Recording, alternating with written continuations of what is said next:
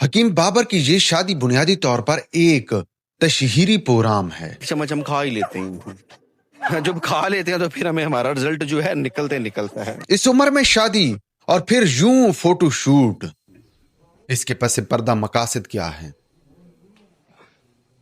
कुछ अरसे तक आप ये सुनेंगे कि ये शादी नहीं बल्कि हकीम साहब ये कहते हुए पाए जाएंगे कि उनके साथ धोखा हो गया है। तो ये आपके साथ धोखा हो गया? ऐसे क्या ले? कहानी कुछ यूं है कि पिंडी के अंदर एक हकीम साहब का बहुत बड़ा दवाखाना है। अब एक दौर था कि ये दवाखाना अच्छा खासा चल रहा था। हकीम साहब के पास मरीजों का अच्छा खासा रश हुआ करता था, लेकिन मुल्क के अंदर मेडिकल साइंसेस में तरक्की की वजह से अब ऐसा ऐसा दवाखाने बंद होते जा रहे थे। फिर हकीम साहब ने अपने कारोबार की स्ट्रेटेजी बदली। दवाखाने की तशहीर के लिए वॉल चॉकिंग और न्यूज़पेपर का सहारा लेने लगा। न्यूज़पेपर में बाकायदा तौर पर यह इश्तिहार आने लगा कि हकीम साहब ने जरकान का इलाज दरियाफ्त कर लिया है, हकीम साहब ने बांझपन का इलाज दरियाफ्त कर लिया है, हकीम साहब ने पहली बार मर्दाना कमजोरी का इलाज भी दरियाफ्त कर लिया। ये प्रोग्राम कुछ अरसे तक तो चला और हकीम साहब के पास महीने में एक दो मरीज ऐसे आ जाते थे जिनसे हकीम साहब महीने भर की अच्छी खासी दिहाड़ी लगा लेते थे। लेकिन ये प्रोग्राम भी ज्यादा अरसे तक नहीं चल पाया क्योंकि भाई पीछे कुछ था ही नहीं। हकीम साहब ने जरकान का कौन सा इलाज दरियाफ्त कर लिया था या बांझपन का हकीम साहब ने कौन सा इलाज दरियाफ्त करना था? जहां तक मर्दाना कमजोरी की बात है तो मर्दाना कमजोरी का भाई हकीम साहब के पास कौन सा इलाज था? हालांकि मर्दाना कमजोरी बुनियादी तौर पर एक नफ्सियाती मसला है, लेकिन क्या था कि हकीम साहब का कारोबार फिर मंदे का शिकार हो गया। हकीम साहब ने वॉल चॉकिंग का भरपूर सहारा लिया, टीवी पर ऐड भी चलवाए, लेकिन इस सब के बावजूद हकीम साहब के पास मरीजों का वो पहले जैसा रश बाकी नहीं रहा।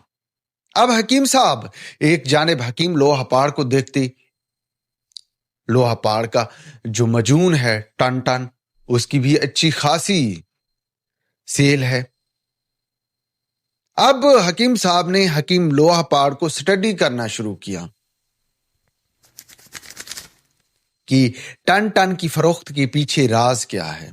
जब हकीम साहब ने हकीम लोहापाड़ को मुकम्मल तौर पर स्टडी किया तो ये बात सामने आई कि टन टन के पीछे हकीम साहब की वो टिकटॉकर बेगम है,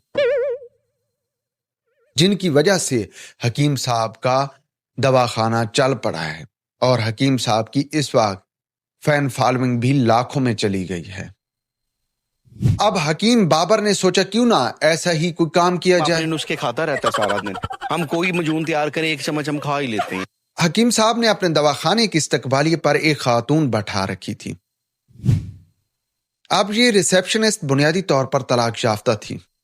अब इसके साथ मशवरा किया कि क्यों ना हम आपस में शादी कर लें और फिर यासिर शामी जैसे लोगों को अच्छे खासे पैसे देकर अपनी तशहीर भी करवा लें।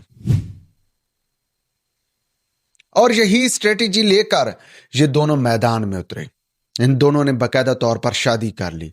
अब शादी तक की बात तो सही है, इस उम्र में दुनिया भर में शादियां होती हैं,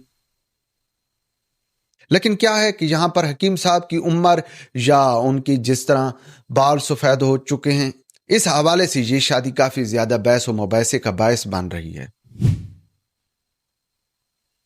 हकीम साहब ने शादी कर ली और इस शादी के फौरन बाद यासिर शामी को लाहौर से बुलाया गया। यासिर शामी ने बाकायदा तौर पर इस शादी का फोटो शूट किया, वीडियो बनाई और इसके हकीम साहब ने अच्छे खासी पेमेंट भी की। लेकिन इसके साथ ही हकीम साहब की टिकटॉक पर भी फैन फॉलोइंग में हजारों में नहीं बल्कि लाखों में इजाफा हुआ। अब यही तो हकीम साहब चाहते थे। अब दूसरी जानिब जब यहां पर हकीम साहब की ये दूसरी बीवी के साथ फैन फॉलोइंग बढ़ी है तो अपनी पहली बीवी को भी हकीम लोहापाड़ की तरह टिकटॉक पर और सोशल मीडिया पर ले आए हैं।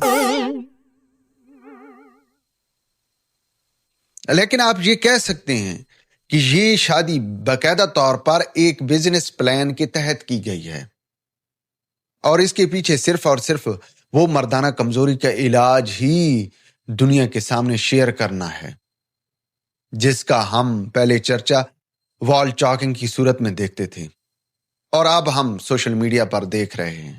بنیادی طور پر وہ اپنے ناظرین کو یہ پیغام دے رہا ہے کہ اس کے پاس مردانہ کمزوری کا علاج ہے، اور اسی وجہ سے تو وہ اپنی بیویوں کے ساتھ بہت زیادہ حشاش بشاش نظر آ رہا ہے۔